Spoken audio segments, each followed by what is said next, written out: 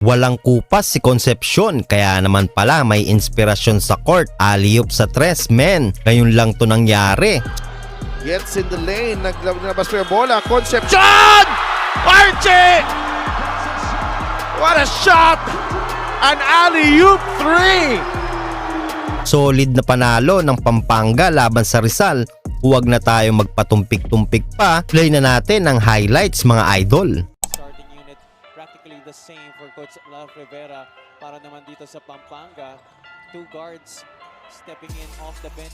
I think Reds Palma can still be highly utilized para dito sa Wants to go to Igilos quickly. Shamo, jumper. Oh, medyo balagtas. Caballero will fire. Off the board first, Camson. Taps it to himself. Extra pass. Balik kay Raymond. Binuya with a getaway layup. Here's Binuya. Inside to Muyang. Dragging bodies with Camson. No, Palma with a getaway. Switching hand. He deflected. Galing kay kay De Leon. Marinong Rizal from the field. Camson. Blocked by Paundo. 7 seconds to work with. Here's Clemente. He'll fire at the 6. Apasible. Right. to get past his defender, flipping it up and in. 5-0 to start the second period. De Leon fires a 3.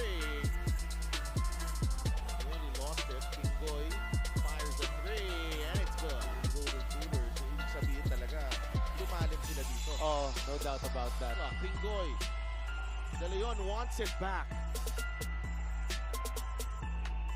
Delfino fronting Serrano. De Leon! Pass. Alwin finds Samboy. Blocked. Camson inside. Blocked as well. Pinayungan ni Larry Muyang. And that ball tapped by Archie. Concepcion now. That's to his De Leon.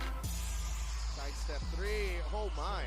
Continues to struggle. Oh wow, Alwin Alday still could not get anything going from the outside, but Because of the shot clock. Andre gets into the lane. Push shot won't go. Muyang cleans it up. Work with. Raymond gets it back. Binuya will fire. He's fouled by Camson.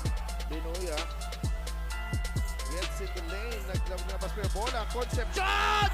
Archie! What a shot! An alley-oop 3! Caballero gets in the lane. Camson, stick back.